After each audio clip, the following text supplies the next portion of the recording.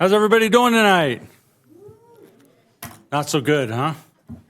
How's everybody doing tonight? Great. All right, thanks. Appreciate that. Well, welcome here to the Santee City Hall, and let the record reflect that several things are going on tonight. One is this Santee City Council meeting, and everybody's here on the council except Vice Mayor Dustin Trotter, who is out of the state and excused for the evening. So thank you, like I say, for being here. Tonight, the invocation will be given by one of our very good friends who's been here. I guess you're a frequent flyer now, aren't you? So, and this is going to be Pastor Jerry Phillips, and he's a dedicated and compassionate leader who plays a vital role in the Sunrise Church community. With over 2 decades of service at Sunrise, he has been a guiding light for its members. Pastor Jerry's journey began when he received his Bachelor of Science degree in Business Management from Christian Heritage College in El Cajon in 2001. And his faith led him to Sunrise. And beyond Sunrise, Pastor Jerry serves as an El Cajon Pregnancy Care Clinic board member and actively supports the East County Transitional Living Center. The congregation highly cherishes his pastoral responsibilities at Sunrise, demonstrating his unwavering dedication to their spiritual well-being.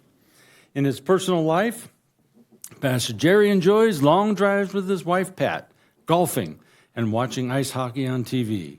He also takes great pleasure in watching his grandchildren excel in sports. Pastor Jerry's love for his community and devotion to his faith make him an indispensable figure at Sunrise Church, and here, by the way. So we thank you for being here this evening. We're going to ask you to pray for the United States of America, the state of California, Santee, this city council, and keep in memory those who passed in the 9/11 attack so many years ago. So please rise for the invocation, followed by the Pledge of Allegiance, and I will lead the pledge tonight.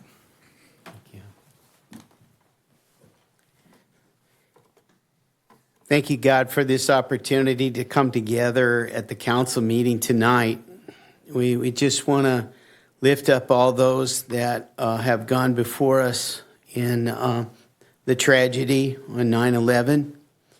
We want to lift up all those families, all those first responders, all the folks that experienced that day firsthand, and then those of us that have felt it throughout the years. We pray for comfort and hope for every family.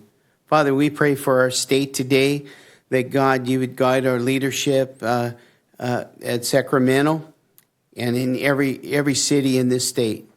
We thank you for Santee. We thank you for the people in Santee. We thank you for all the businesses here. We thank you for the productivity of our community. We thank you for the leadership on this council tonight. I pray, God, you lead and direct each one. And Father, keep us safe and keep us alert and keep us remembering that, God, we're neighbors and we're friends and we're family. And God, thank you for this opportunity today to come and just be able to pray over this important session. In your name, Jesus, amen. Thank you. Thank you. Please recite with me the Pledge of Allegiance. I pledge allegiance to the flag of the United States of America and to the republic for which it stands, one nation under God, indivisible, with liberty and justice for all. Thank you. Please be seated.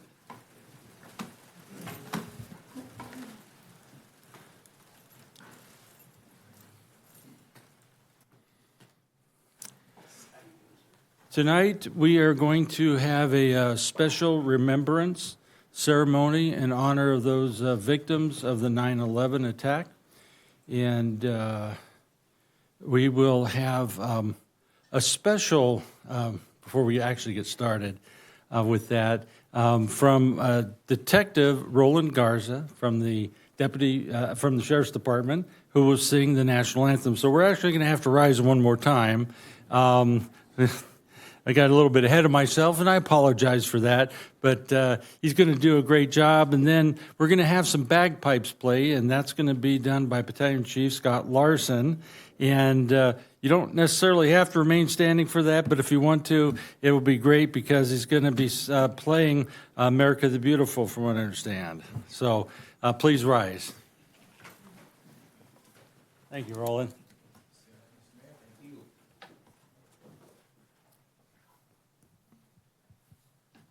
Oh, say, can you see by the dawn's early light what so proudly we hailed at the twilight's last gleaming, whose broad stripes and bright stars through the perilous fight o'er the ramparts we watched were so gallantly streaming.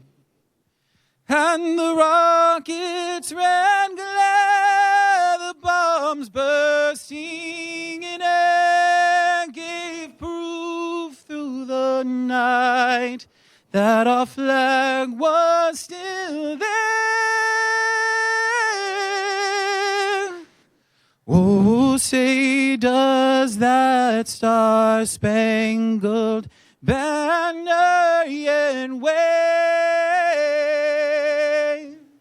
o'er the land of the free and the home of the brave?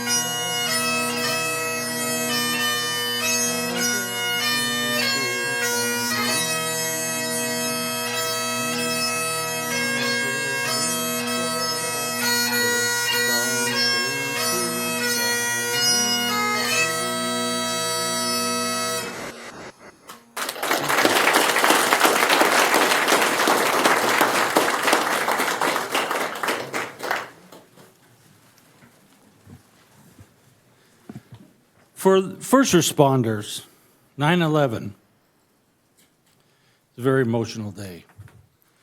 If you were a first responder at that time, you were probably on the job, just getting to the job, and things were going on at your station house, whether you're a firefighter, whether you're a deputy sheriff, or a municipal law enforcement officer. And it was very confusing because you're like, what's everybody doing running around here? You go inside the building. I know I did. Everybody's sitting around television wanting to see what's going on. And that's not a usual thing. Most everybody's sitting around the coffee pot waiting for it to get finished. And then you start hearing the news about what happened. And I can imagine that the only thing it could be compared to is like Pearl Harbor. People are like, in shock.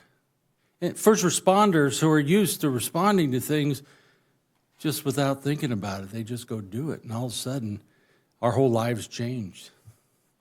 We had to become people that were looking out for terrorists. We had to suddenly, nobody could go home for the day. We all were extended in our shifts. Nobody knew if there was going to be another attack.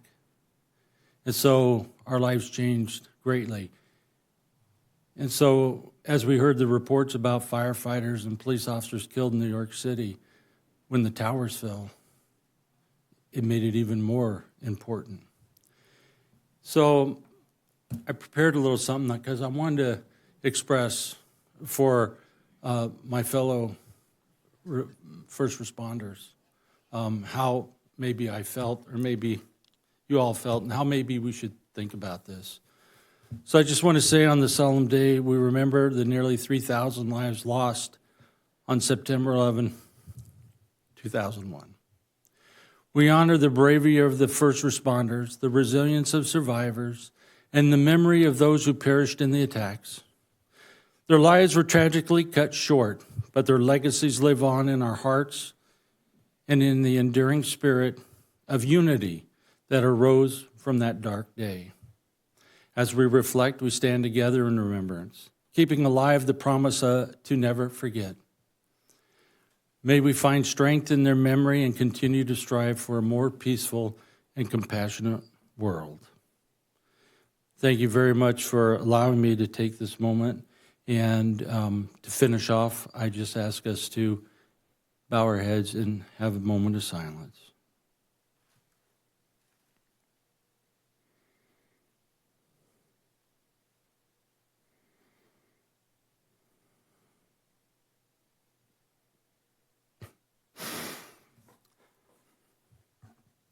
Thank you very much.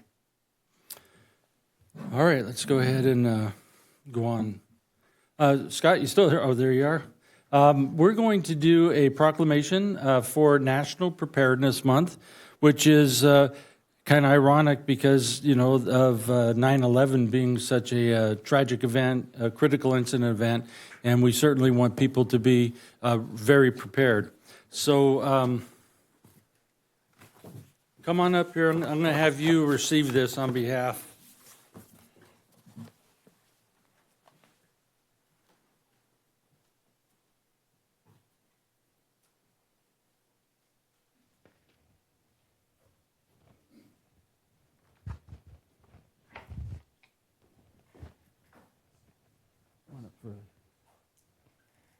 I'm going to give this to you, and because you may want to. I'm going to let you give you a chance. Well, I'm going to give you an opportunity here. I know that you're a well-spoken young man who has a lot to say. Well, that's what they tell me, anyways. So, this is the Santee Proclamation, and it says, whereas the Federal Emergency Management Agency, also known as FEMA, has designated September as National Preparedness Month, and whereas California residents commonly experience the effects of various disasters ranging from severe winter storms to major earthquakes and devastating wildfires, resulting in damages costing hundreds of millions of dollars. Whereas during the first 8 months of 2024 alone, over 800,000 acres have been scorched by 5,588 wildfires across California, underscoring the critical importance of adopting and implementing effective emergency preparedness measures to mitigate the loss of life and property before, during, and after a major emergency. And whereas the Santee Fire Department, in collaboration with Central Zone Public Safety agencies, continues its dedicated efforts to enhance community outreach, ensuring that residents are well informed about the importance of disaster preparedness and the utilization of the new alert and warning systems of both individual and institutional levels. And whereas due to the continued threat of wildlife in the San Diego River corridor, the City of Santee applied for and was recently awarded a Federal Emergency Management Agency, FEMA, hazard mitigation grant to reduce hazardous fuels to create a defensible space throughout designated areas within the city. And I kind of get excited about that because over $7 million we're getting from FEMA to do the work. So I get a little excited about that. Whereas the City of Santee proactively adopted a hazardous mitigation plan in 2023, a strategic initiative designed to significantly enhance our preparedness, emergency management capabilities, and overall community safety. And whereas the residents of Santee are encouraged to download the Genesis, is that how you say it? Genesis. It's, for those who, it's going to be tough, so I'm going to spell it real quick. It's Genesis, Genasys. Okay, so you can see why I wasn't really sure. I heard the name before, but it wasn't spelled the way I thought it was. So that's the Genesis Project application. And that's on your phones, and you can get that app probably on Android or in the App Store. No problem with Apple. And San Diego Emergency app. And in order to receive the San Diego County specific emergency notifications or emergency information related to the evacuations and local disasters. Whereas the mayor and members of the city council strongly urge all residents to be mindful of the reality that, following an emergency, self-sufficiency for several days may be necessary. Being prepared means having essential supplies, including food, water, and other necessities, to last for at least 72 hours. Residents are encouraged to visit readysandiego.org to access a comprehensive list of supplies for building a personal emergency kit, as well as to download a printable disaster plan guide free of charge. Now, therefore, I, John Minto, Mayor of the City of Santee, on behalf of the City Council, do hereby urge all residents to take action ensuring the safety and preparedness of their families and communities. Do hereby proclaim September in the City of Santee as National Preparedness Month. Thanks for your participation. You want to talk anything that you need to explain about that? What he said. Is this thing on? Should Is this be. working? Yeah? Okay. I will say thank you. It's been another very busy fire season for us in the fire department. We currently have some of our personnel, one of our fire engines deployed up on the line fire, which is the incident in San Bernardino that's approaching Big Bear right now. So very busy. Resources are stripped thin throughout the state. But that's part of what we do. And we're very excited about the preparedness on our end at the city level with this grant that's been secured. And one of the things we can do to be proactive, and we're very active with the fires in our river bottom corridor, and we're going there almost daily.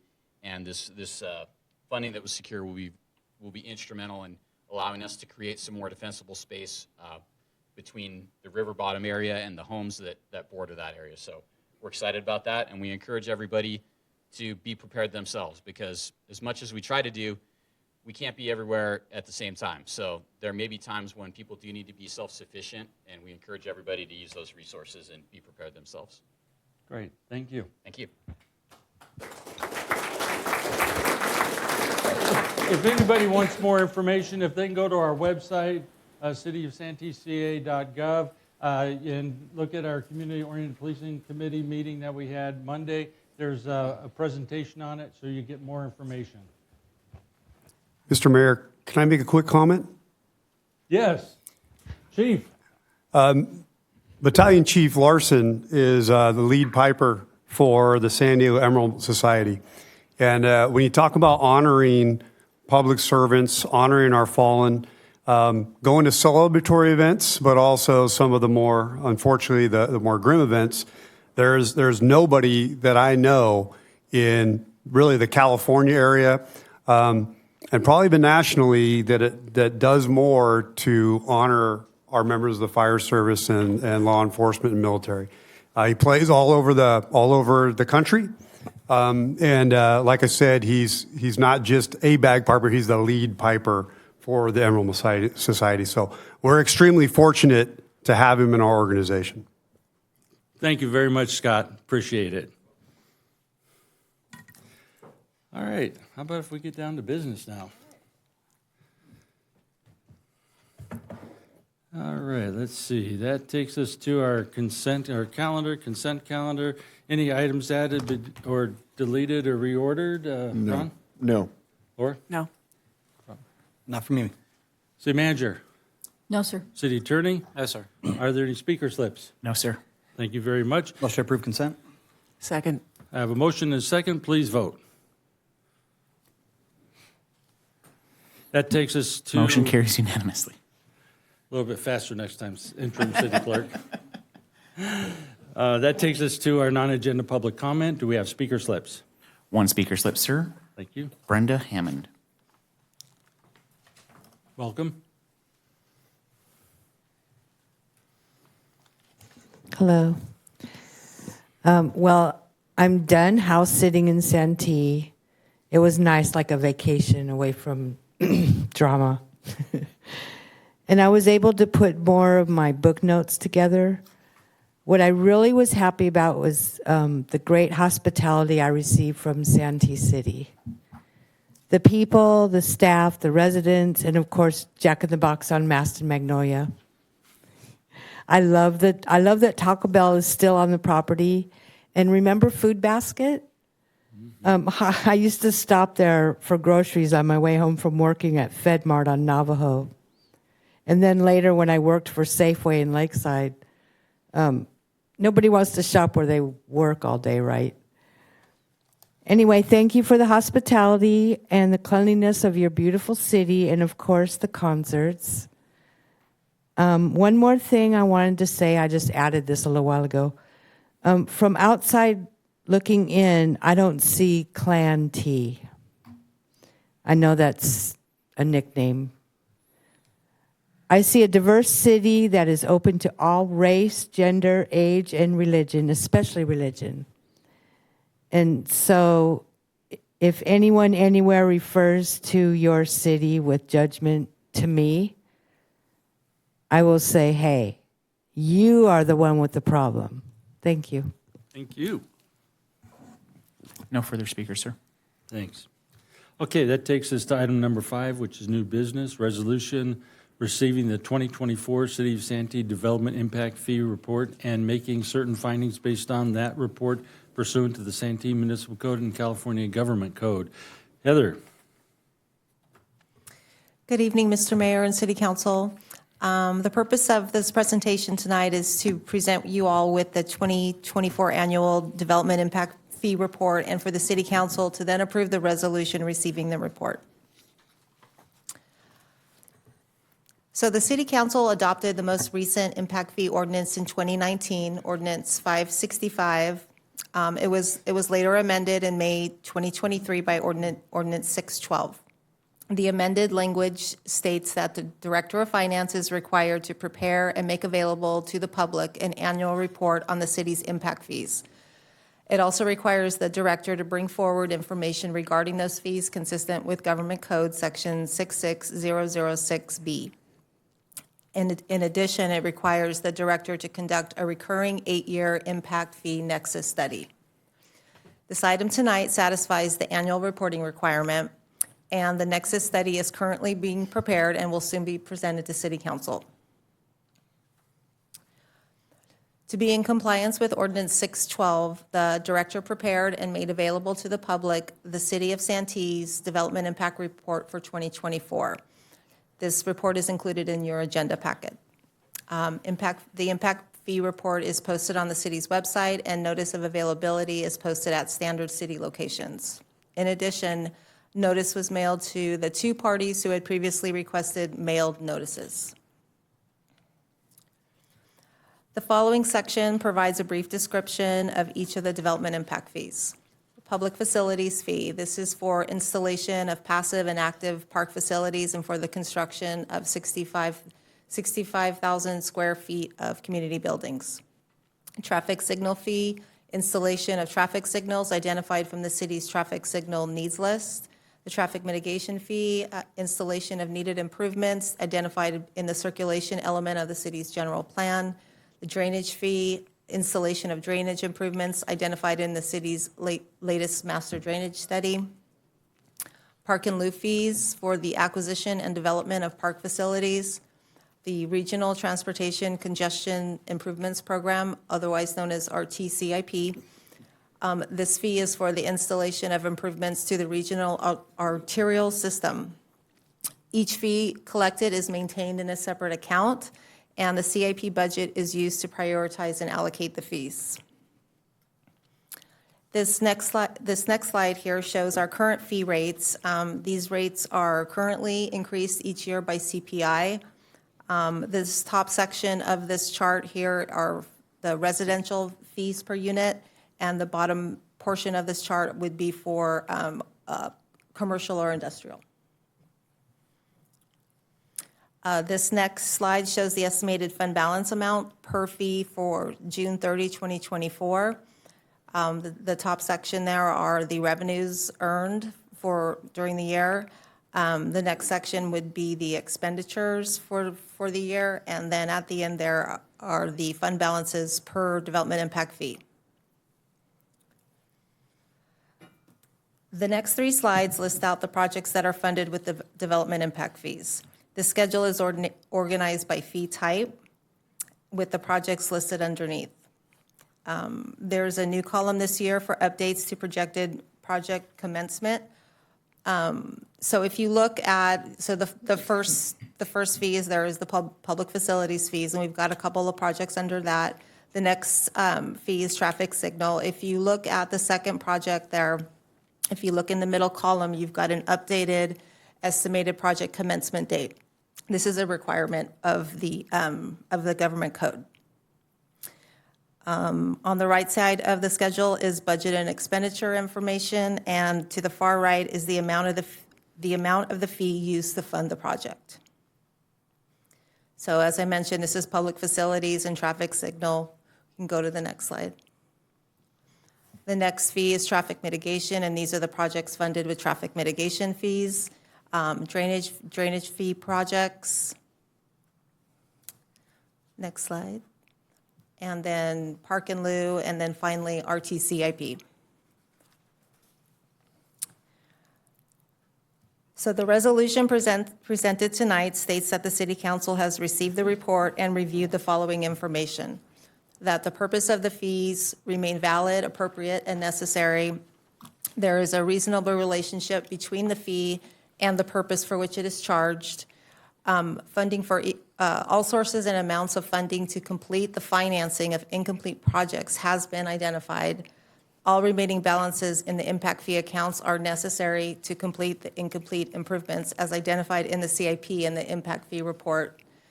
And then approximate dates for funding incomplete improvements have been designated. And this of course, shows up within the CIP. So the recommendation tonight is to review the information in the impact fee report, accept the impact fee report, and adopt the resolution. And that's the end of the presentation. I'm available for questions. Thank you. We do not have any speakers. Council members, any questions? I'll make a motion to accept the report. Yes. Second. Okay, I have a motion and a second. Please vote.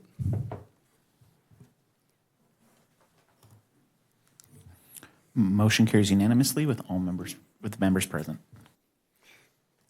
Thank you. That takes us to item number 6, which is consideration of urgency interim ordinance establishing a moratorium pursuant to Government Code Section 65858 to prohibit new car wash facilities until appropriate information can be gathered and assessed.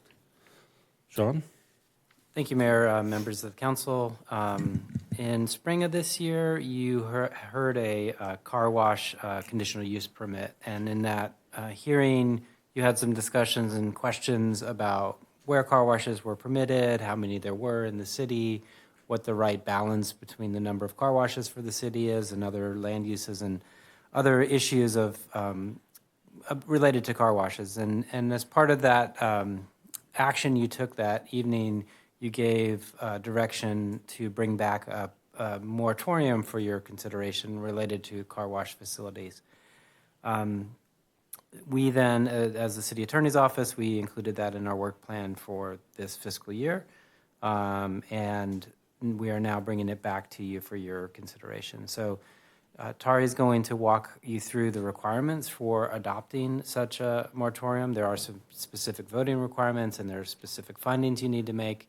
But what we've presented to you is designed to be responsive to your direction in the spring and presented for your consideration. So with that, I'll turn it over to Tari. Thanks, Sean. Good evening, Mayor, council members. As a brief overview of this presentation, the first thing we'll do is quickly review your authority to impose a moratorium or prohibit land uses through the adoption of an urgency interim ordinance. We'll take a look at your current regulations of the car wash facilities in the city, where they are located. I'll review the high standard to adopt this type of ordinance, as Sean referenced, and then we'll seek some direction, perhaps, of where you would like to go from here. So a city council is empowered to prohibit land uses for the purpose of protecting the public health, safety, and welfare when those land uses may be in conflict with a general plan, a specific plan, or a zoning proposal that council intends to study within a reasonable time. Currently, these are your regulations found in the use tables of your municipal code.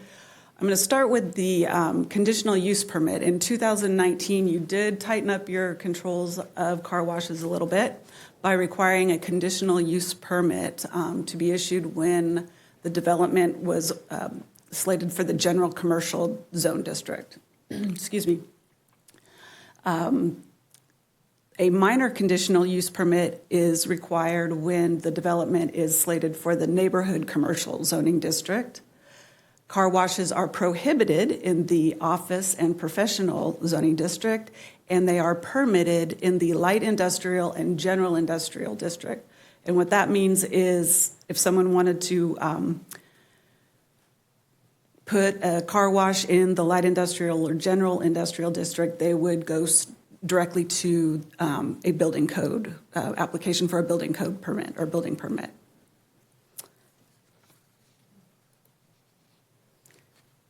This is the map of the currently authorized car washes in the city. There are 4 on Mission Gorge Road, 2 on Magnolia, and then 1 on Quayamaca and 1 on Fanita Drive. 2 of those have been entitled but not yet constructed. 2 are under construction and 4 are currently operating. So that takes us to what is required to impose or to adopt an urgency interim ordinance. And the first thing is that we need legislative findings that, in this example, an additional car wash facility will pose a current and immediate threat to the public health, safety, or welfare, and that approval of a car wash facility would result in that threat coming to fruition during this time. To adopt the ordinance, a vote of 4/5 of the council members and mayor are required. This is to reflect the fact that this type of ordinance is not adopted as a usual ordinance is with notice and 2 hearings or 2 readings. And then the maximum amount of time that a moratorium can be imposed for its initial term is 45 days. So if adopted tonight, it would expire on October 26th, unless extended, which is one of your options.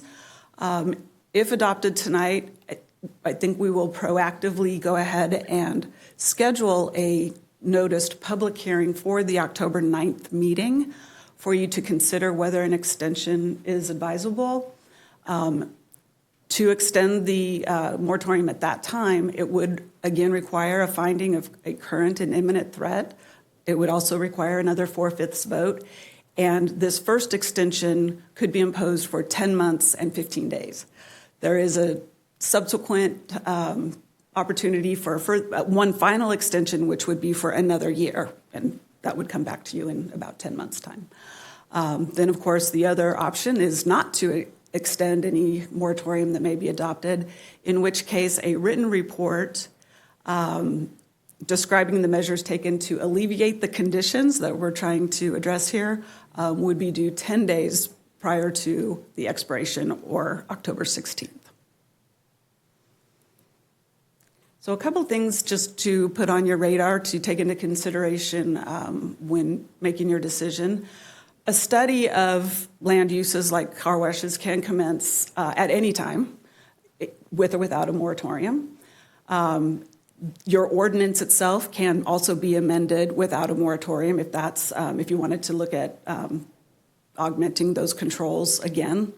Also want to point out that you might have some tapped resources over the next 45 days, given the fact that it's going to coincide exactly with the 45-day cannabis business permit application period, which opened yesterday. And then that final bullet point is just a reiteration of the issues we would bring back on October 9th, should you move forward with the moratorium.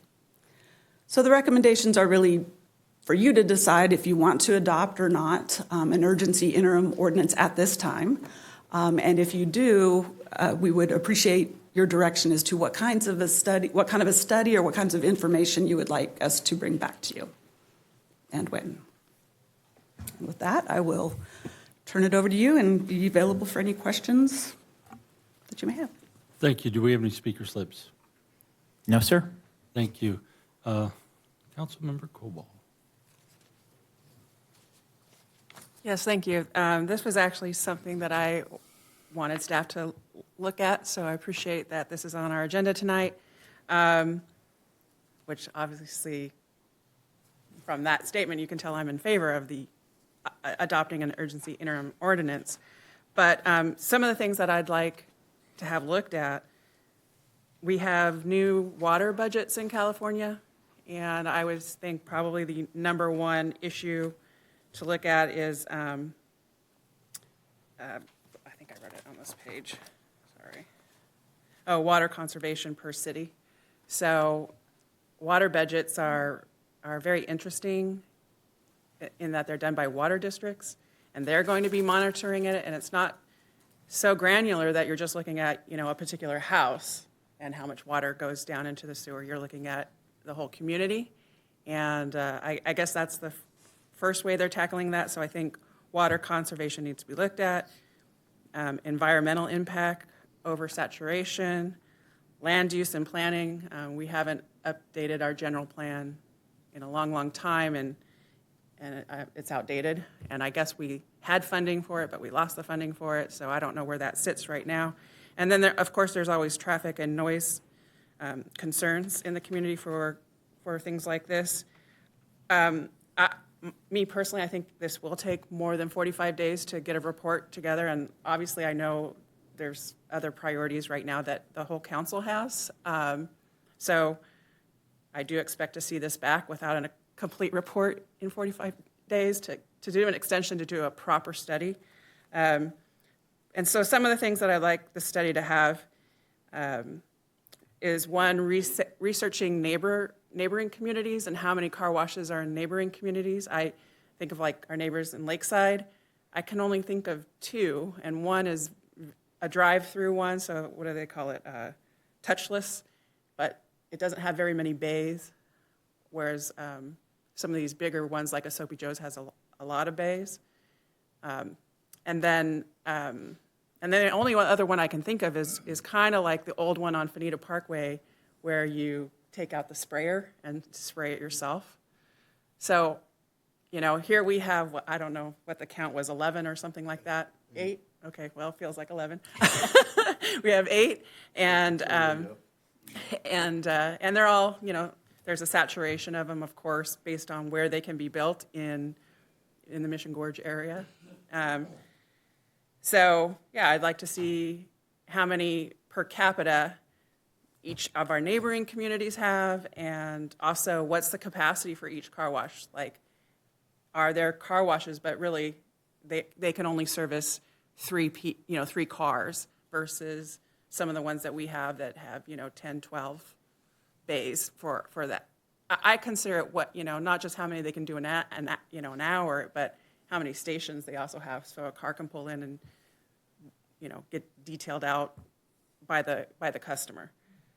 So those are the I'm things. assuming you're referring to the vacuum bays? Yeah, well, Okay. Soapy Joe's is a little bit better than just vacuuming, but yeah. Have you been to Soapy Joe's? Yeah, no. Okay, you do yourself, but anyway, those are the kind of things that I'd like to look at. Thanks. Comments? Okay. Yeah, I'm glad to get this information, as we've never, in the city of Santee, tried to impose any ordinance to stop any type of business from coming in. And, I'm a firm believer in private property rights. And the one comment, and I appreciate it's being bolded out in your presentation, and that is current and immediate threat. I have a hard time getting there with being a current and immediate threat, a car wash being a current and or an immediate threat. I don't see this as either. I absolutely think we are oversaturated. I agree with that. I think we have too many drive-through and fast food chicken shops too, but we're not stopping that. So the reality is that you buy a piece of land, you do your due diligence, you want to open a business that you think is going to thrive. Let the market show what the market's going to show. So I am opposed to any after learning what we have to state, what we have to show.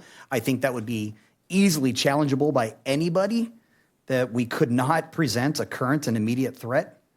I don't see how that's possible with a car wash. I understand Councilman Koval's concern with water usage, especially based on your previous background. However, most of these facilities have to recycle their own water and reutilize the same water that they're using.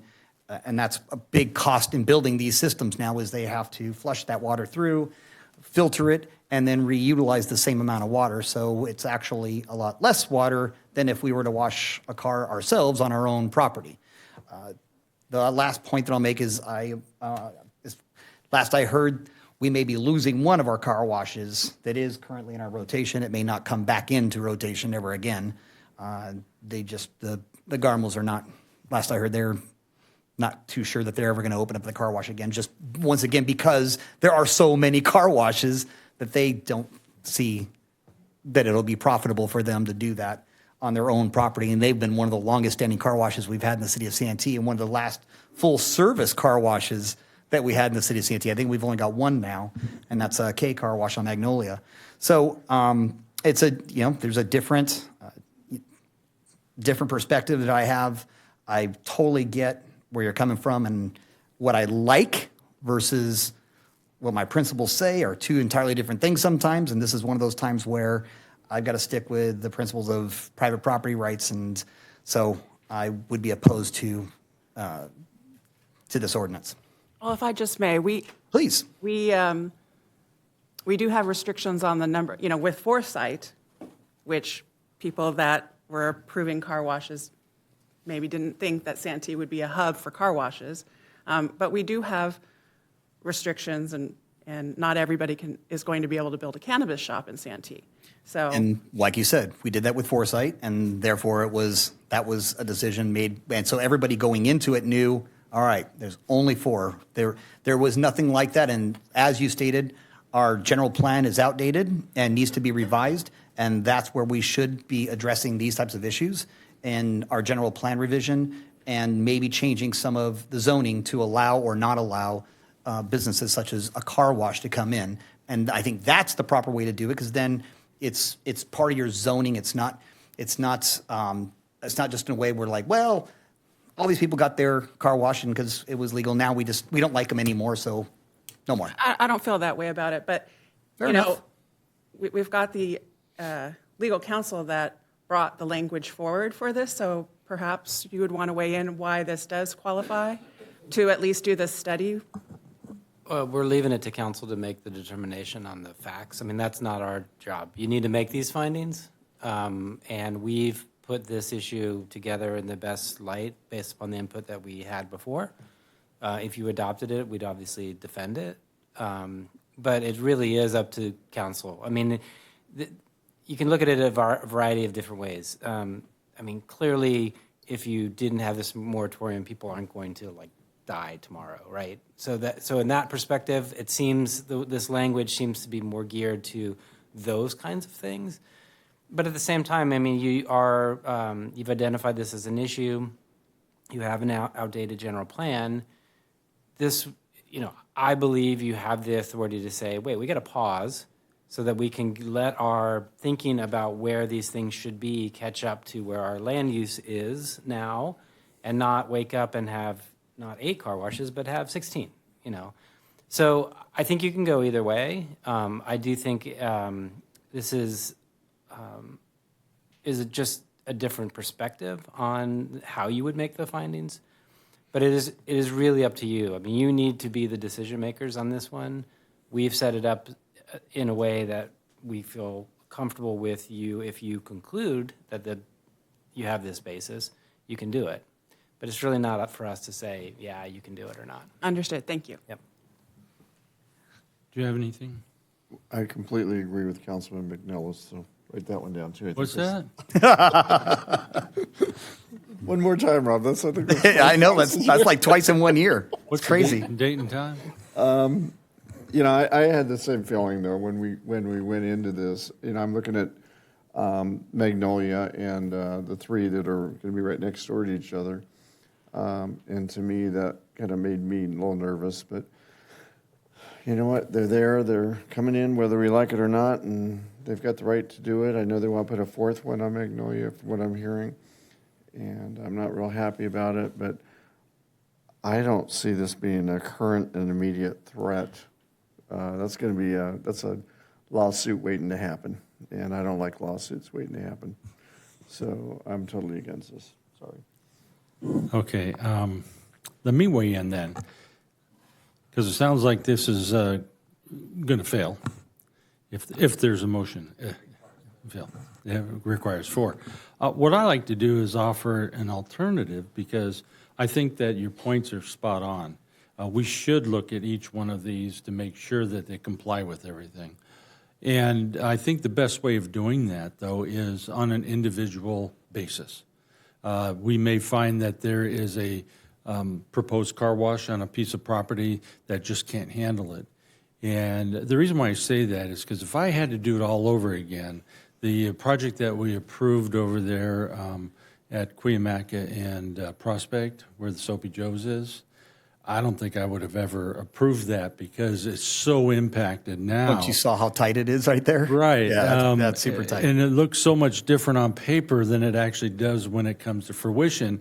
And having seen that, I think I have a better understanding now, if I look at it on paper, what it's actually going to turn out to be. So I think the alternative would be probably to give direction to the attorney to look at adding car washes to our conditional use permit ordinance, so that it would be like many of the other things that you look at it on a case-by-case basis. Is that a possibility? As Tari demonstrated on the one slide, you do have a CUP requirement already in certain areas. In certain areas, Extend right? it to different areas. I mean, maybe if I could help a little bit, I think what we could do is work with staff to make sure that if anything comes forward to council in the form of a car wash under your current rules, these issues are included in terms of an analysis to be presented to you. But the other aspect is, the planning staff, will move forward with the general plan assessment, and these land use issues can be assessed. So we can include that work with staff to include that in future analyses. So maybe there's essentially a way to sort of thread the needle here. You don't do the moratorium, but basically some of the work that would be part of a moratorium still moves forward and is done, but just more on a case-by-case basis. Well, my concern is that, first of all, our staff is already impacted. Mm-hmm. And any study that's done, they may not be able to do it in a real timely manner. However, we would have to spend money then in order to hire outside consultants. I think that's why the city attorney is stating basically that we basically put the onerous of the answering of the questions that Councilmember Koval had brought up on them as part of the application process that would be brought back before us before we would ever approve any other like type of business. So that becomes part of the process now. So it's not our staff having to do that. That's the applicant having to do that to show that it's something that will survive and that will meet the needs of our community and won't be overbearing to those that are already there. Well, that was going to be where I was going to go with this, because I was because to what point can we condition all those have all those requirements as a condition if it's not a conditional use permitting? Right. I mean, the information gathering, the presentation of the council of this information would be in the conditional use context. So it'd be when there's a discretionary review involved. there is the category that is essentially of right, it's in the industrial zone, I think, right, Tari, is the one? Yes, Yeah. both industrial. So, I mean, if that's okay with you, then, that would just continue. That analysis really wouldn't be appropriate in that context, because it's just not what Right. you do in that context. Well, that's where my concern is in those areas. And that's why I would make the recommendation that we add car washes in the light industrial and general industrial districts as a conditional use. Okay, so we can take that back and work with staff on a zoning amendment that would look at those issues. Yeah, because then it is solely a case-by-case basis. And we can get information like, what kind of equipment are you using? Is it the newest technology? What is actually the water use? What is the, is it battery? Is it electric? Or whatever kind of, of energy they use. And we have to, they have to meet certain environmental standards anyways. And I can't imagine somebody coming in saying, I'm bringing an old-style car wash in, and they're not. They can't even wash them by hand without recapturing the water. Right. So I think, is that a good alternative?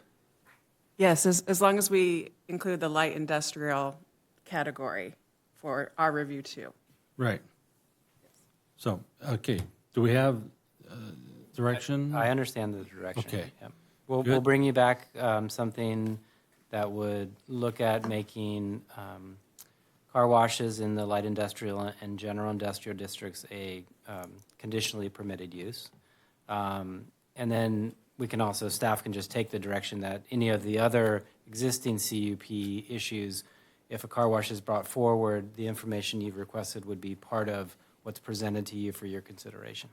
I think that works then. Okay. In that case, we're going to remove essentially item number 6 from. I think we're just good. You gave Just gave good? direction. No action then? No further action is required. Okay, sounds good to me then. All right, You've been heard. we've been heard. Thank you. It's about time. So that's going to take us then to our next round of non-agenda public comment. Do we have any speaker slips? No, sir. Okay, great then. Do we have any city council reports? Ron? Tomorrow, hopefully, MTS will start televising their meetings. They'll be available and probably streaming. And they'll actually have us on TV, and then we're going to have new monitors, and they've completely redone it. So that'll all start tomorrow. Oh, great. We can watch another dysfunctional government agency. We, unlike other agencies, we get along really good. Getting along and being dysfunctional are two different Yes. things. So, council member. Yes, so was it last week that you and I, the mayor and I, attended Ken Fox's retirement from the Santee School Board? And it was a wonderful ceremony. A lot of people showed up. The number one word I heard just to describe Ken is caring, and what a great tribute to the man. Last week, Vice Mayor Trotter, myself, and John actually spoke, so I'm sure he's going to speak more about it. We attended the House Judiciary Committee hearing last Friday here at Santee City Hall, which was fascinating. The number one takeaway for me, I already knew that we weren't taking DNA, we were no longer taking DNA samples for people who cross the border to make sure that we could match children with their actual relatives. But the amount of children that the government has lost track of is staggering. It's just staggering. So I encourage you all to take a look at that meeting and hear the facts for yourself. And on a lighter note, I am excited about the Brews and Bites Festival in October because I'm really excited about the 80s band. So congratulations to securing fast times, and I will wear my 80s garb. You said scarf or garb? Garb. I have some stuff. I was going to say, boy. Anything, Rob? Yeah, I just want to say, unfortunately, they're not here tonight, but I just want to give a quick shout out to the godfather of Santee, Andy Batista, for his 90th birthday last weekend. It was a great event. Probably 100 people at least showed up there to give some respect to one of the guys that's been doing it for our community for a very long time. I don't think anybody's cooked more hot dogs for the city of Santee than Andy. Not even the Wiener Schnitzel. No, he's got them beat hands down. But it was a really neat event, and it was wonderful to celebrate him, and wish him very many more years right here in Santee. Great. Thank you. So I was contacted probably a month ago by the Congressional Judiciary Committee and asked if we would be willing to host a commission hearing here. And I'm like, well, what does that entail? Because, we're used to seeing committee hearings on television, and we think they're all up there in Washington, D.C., and apparently they're not. They take them out with a smaller number of Congress members and take testimony out in the communities, which I thought was excellent. And so since most of the time people don't think there's anything east of I-15, I thought what a great opportunity to be heard by a congressional delegation. We had 3 members here. We had, of course, our congressional member, Darrell Issa, and Congressman Biggs from Arizona and Congressman Fitzgerald from Wisconsin. And the 2 of them are actually relatively new. Only the last couple of years they've been in the Congress. So they were really very generous with asking their questions and giving us time to answer them. The question, or the title of it, was the Biden-Harris border crisis and a California perspective. And so what they were looking for is what are some of the impacts to our communities here along the border with the illegal immigration. And there were 6 people that were giving testimony. One was a district attorney from Riverside, and so the question was, why from Riverside? That's not right next to the border. And the idea was to show that there is a connection to even Riverside with border crossing, and that connection was actually the illegal use of fentanyl. And they have taken a unique position up there. They are actually prosecuting the people that are selling the fentanyl that is killing somebody, and they're actually prosecuting them for murder, which is not happening very many places. And so that was very interesting to hear. They had the undersheriff from Riverside County also there, and he talked about their position on how they are addressing the issues. And one thing that we did learn is there's absolutely no cooperation allowed by the state government for any municipality or even the state police with any federal governments. So there's murderers, rapists, child molesters, and you name it, that are being released from custody, and they can't be taken into custody. Nobody tells Border Patrol and our Border Protection that they're here. One of the questions did come up because they're talking about, what if Trump gets elected and he says, "Oh, I'm going to, deport all these people." Does anybody know where they're at? And the idea was, well, we know all the about 1 million people incarcerated across the country, and there would be some of the first to go. And then there's 1.5 million people who have actually had their deportation hearings, or their, I guess a better way of saying it would be their asylum hearings. And if 1.5 people have been, 1 million people have been ordered out of the country, and so they need to find out where they are. The Biden-Harris position is now, well, we're not going to deport them until we happen to run across them committing another crime. So it was very interesting to hear. We heard from one of the witnesses that is running a nonprofit, and they're investigating identifications that are found at the border. And it's very interesting because some of the people coming across the border, in order to avoid detection and apprehension, they're actually disposing of their dog tags, driver's license, passports, or anything else that would identify them, in just throwing them on the ground. And so they've been taking those discarded documents and trying to do a follow-up on who they are and why they maybe would discard their information. And what they're finding out, some of them are some pretty bad people. So it's very interesting to have heard that.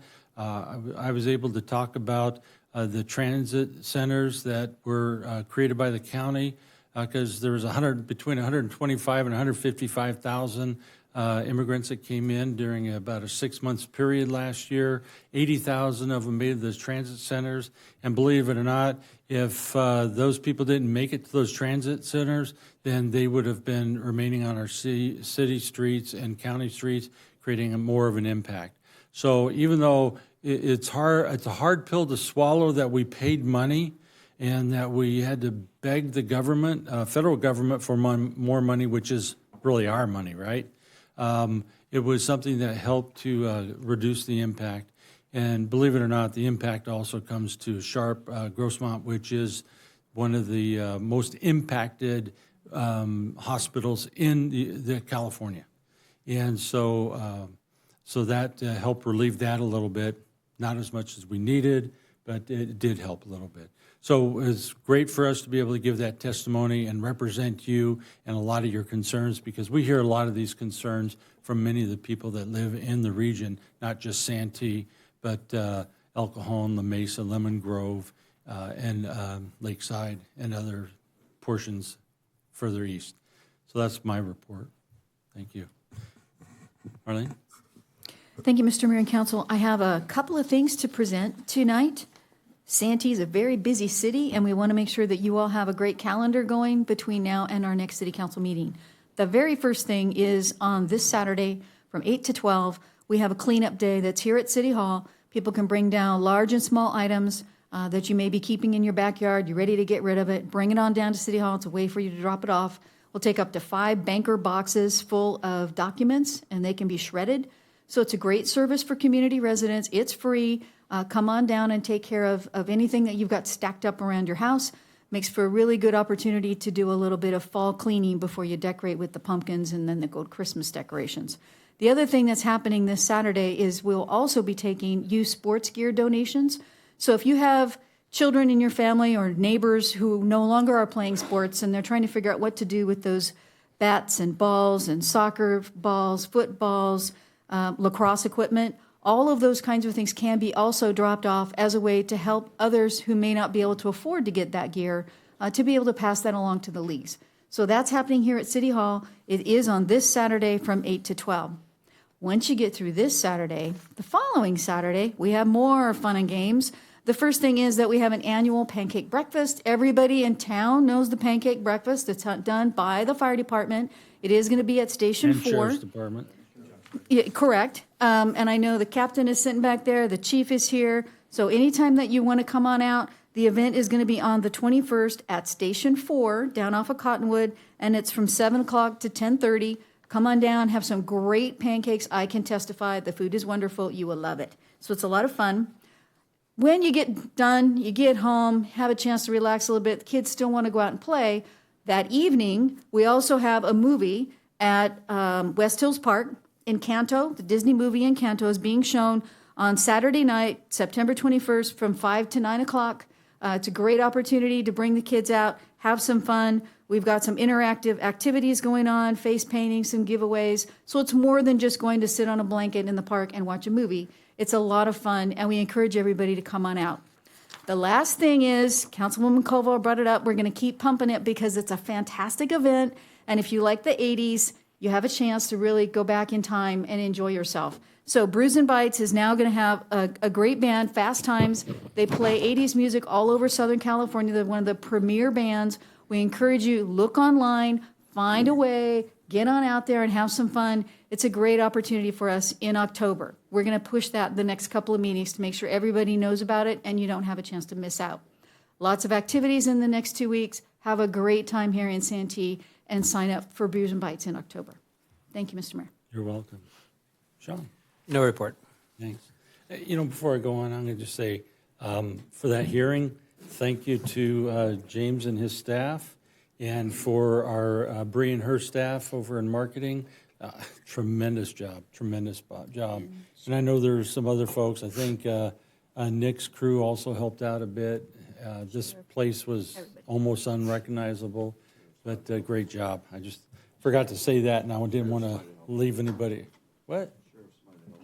Well, I'll tell you what, there's a lot of sheriffs here, a lot of other folks here, and I was almost afraid to come in. I thought the metal detector was going to go off. Not just because of the metal in my head. So, all right, there's nothing else. We're going to go ahead and go into closed session. Closed session tonight will be item number 7, conference with labor negotiators, and that's going to be for the interim city clerk. And item number 8, conference with legal counsel regarding existing litigation. And then item number 9, public employee performance evaluation. And number 10, threat to public services of facilities. And, well, that's a lot of stuff for closed session. So let's bounce on out of here and take care of business. And you're all welcome to wait around if you want, but it's not going to be real pretty after.